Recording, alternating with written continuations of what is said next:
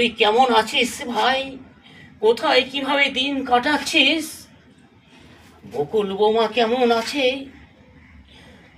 একবার বলে যা ভাই, একবার বলে যা। তোকে ছাড়া যে আমি এক মুহূর্তের জন্য থাকতে পারছি না ভাই, এক মুহূর্তের জন্য থাকতে পারছে না। ওরে, আমি তো তোর বড় দাদা।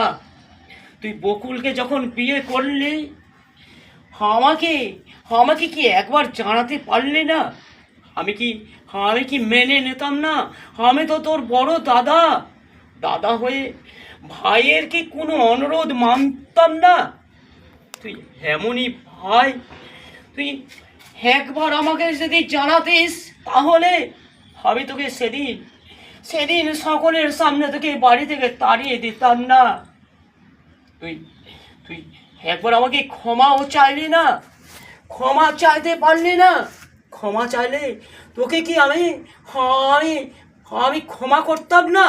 তুই ফিরে আয় ভাই, তুই ফিরে আয়। তোকে ছাড়া যে এক মুহূর্তের জন্য আমি থাকতে পারছি না ভাই, এক মুহূর্তের জন্য থাকতে পারছি না।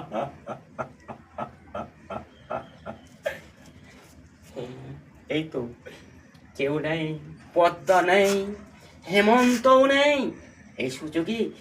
এই সুযোগে আমি আমি হতভাগার ফটোটা একবার দেখে নিই।